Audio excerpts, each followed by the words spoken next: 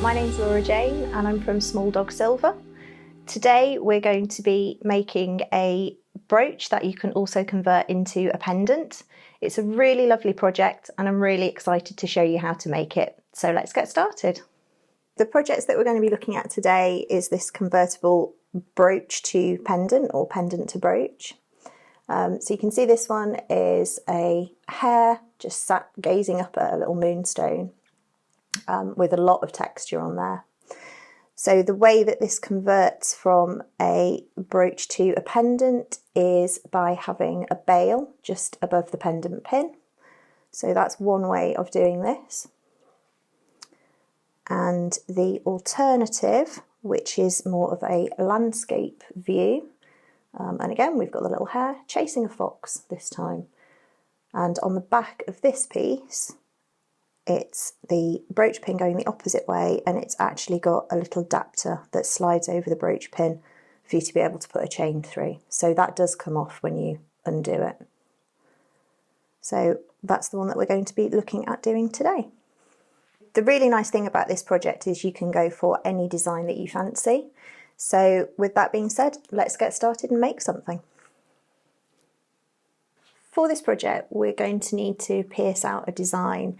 There are several ways of getting your design onto your piece of metal. Some people will freehand draw them, other people will use some paper and glue that onto the metal sheet in order to get the pattern on there.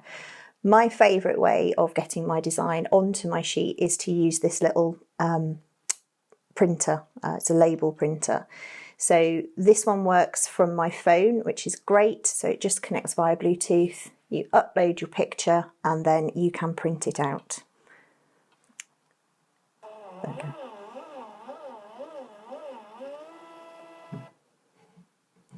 Okay, so there's our picture printed. And this is on a sticker and it's slightly translucent, so we'll be able to see the metal underneath it when we stick that on. So here's the design that we're going to pierce out today. So it's this moth. We'll use some metal stamps to put the star design onto it as well. Let's look at the materials that we're going to use. There is a bit of leeway, so you don't have to use exactly the same that I am. This is a piece of 0.9mm sterling silver sheet. Again, you could probably go down to about 0.7, 0.8. I wouldn't go much thinner than that because otherwise it just isn't going to be particularly hard wearing. Also going to need a piece of tube, and this is going to be used to make the adapter for the back of the brooch. So this is 1mm internal diameter tube, sterling silver tube again. For the brooch pin itself, you can use sterling silver, but I prefer to use steel wire. This is 0.8mm steel wire. You can buy it either as a coil or you can buy straight pieces. And sometimes you'll see it listed as dental wire or dentist's wire. I'm also going to add a gemstone hanging from the bottom of the moth. This is a 10mm labradorite and it's a rose top cabochon, so flat back and rose cut on the top. And we're going to bezel set that and hang that from the bottom of the butterfly. So those are the general materials that you'll need for this project. You'll need your general jewellery workshop setup. I'll go through the tools as we're using them, but you're going to need your saw frame and blades. You'll need a drill to be able to pierce out some of the details to get into the internal bits, and you'll need some stone setting tools and your soldering kit, but we'll go through those as we're going along. Let's get started and get the moth pierced out. To start with, I'm going to apply my sticker to my sheet. So you can see that this is a translucent sticker. It's really handy because it means you can see exactly where you're positioning it. So you can make the most of your sheet. There we go. I just find this a lot easier than using paper and glue when I'm transferring a design. I've got a 2.0 saw blade in my frame. I just find that's a good general purpose saw blade for most things. Load it into my frame and make sure that it's got a nice high-pitched ping, and then you know that your saw blade has got a good tension on it. I use Pepe Tools blade butter as my blade lubricant. I find that it's one of the best ones that I've used. I like the consistency of it more than some of the waxes. You don't get as much fallout from it. So it's actually like a balm. So it's nice and it goes onto your blade really easily. So I'm just going to add some of that to the sides of my saw blade. There we go. That's plenty. And that just helps the blade to glide through the sheet metal. So we shall start in from the side and we'll start to get this pierced out.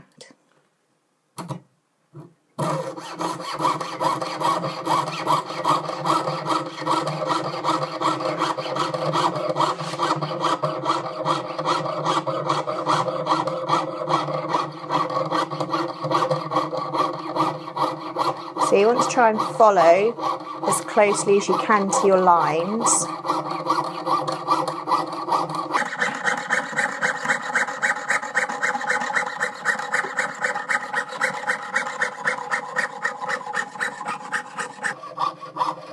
Most people follow either slightly outside or slightly inside the line. I think I tend to go slightly outside of the line, and once you work out where you naturally go, you can adjust as you need to. Make sure I get this round into the corners.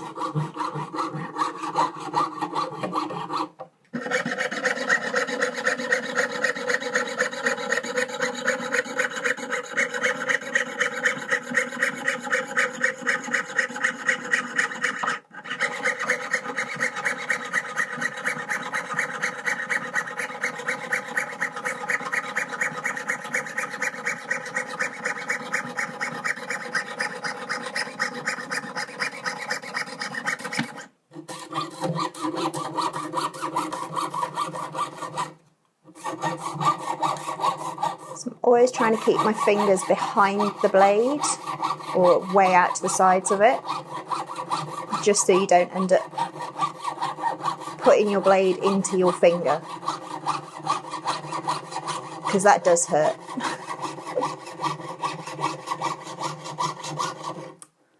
Okay. So I'm basically keeping the blade going straight and just moving the metal around, and that just helps your blade glide through the metal as well.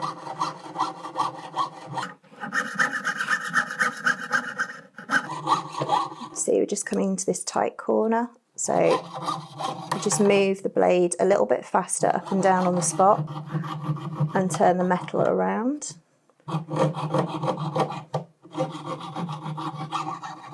And by doing that sort of fast marching on the spot, you can normally turn the metal relatively easily. If you try and push on the blade, that's when you're going to snap it.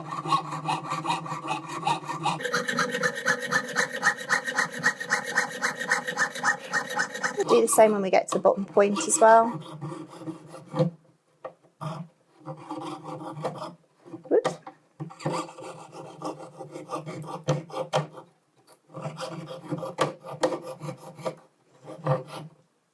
So try and keep the metal nice and flat down onto your bench pin, because if it starts to bounce up and down, that's another time that you're going to end up with the blade snapping.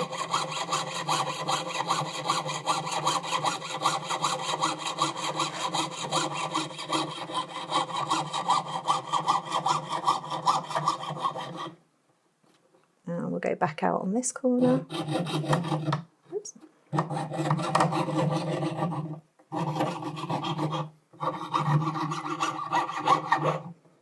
Just move some of that dust out of the way so I can see the pattern.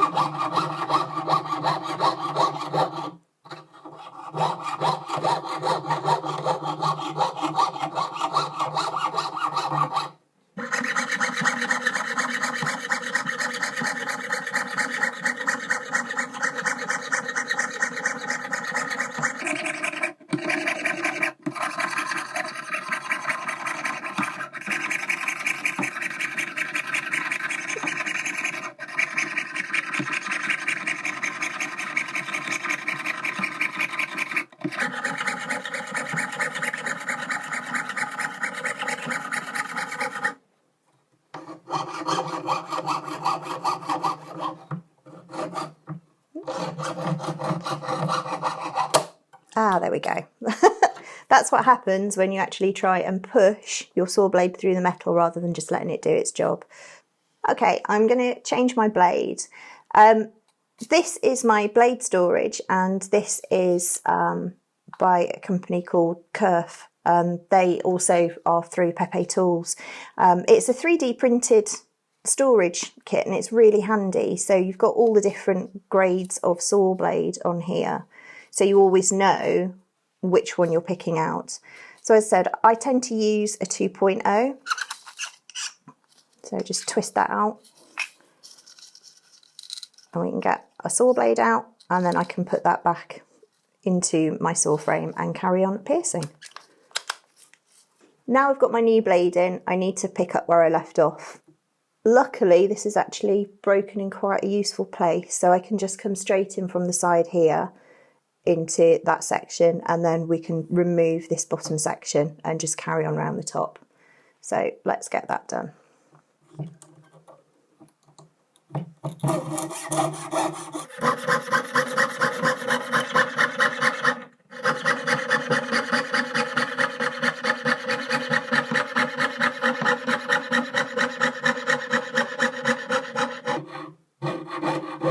Okay.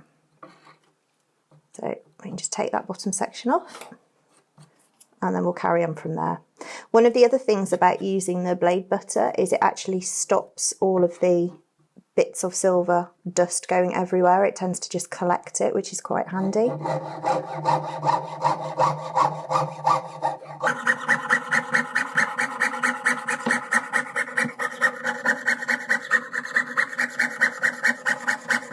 And another thing to try and remember when you're saw piercing to stop you from breaking blades is just to keep a really gentle grip on the handle of the saw.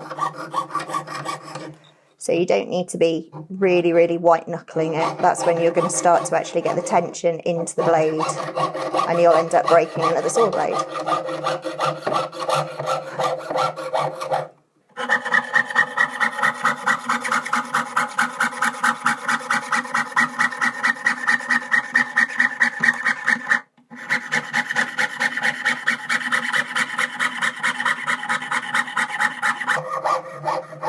Let's get this little guy's head pierced out.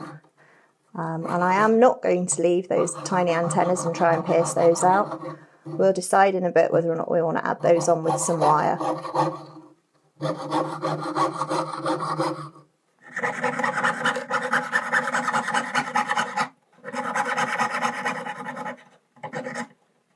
Ooh.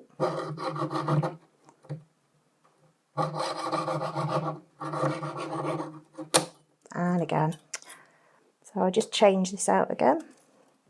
I put my next blade in. As I said, sometimes there's no real obvious reason why they break. It feels like sometimes there's a sticky bit in the metal, or it's just not working.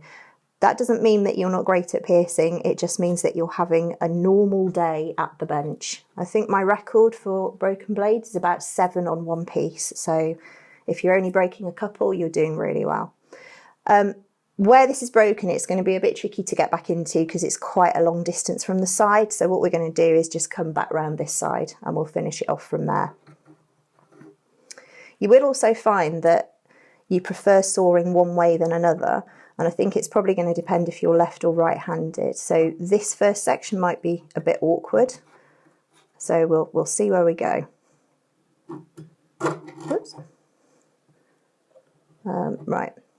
I'm changing my mind. I'm just going to come in from the edge, and then we'll tidy that up in a minute.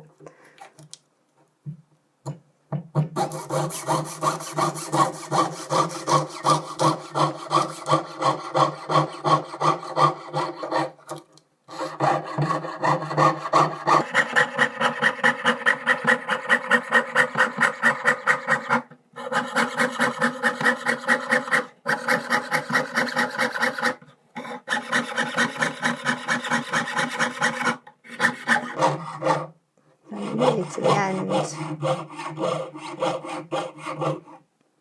And there we go. That's the main piece done. And we can just tidy this side up now.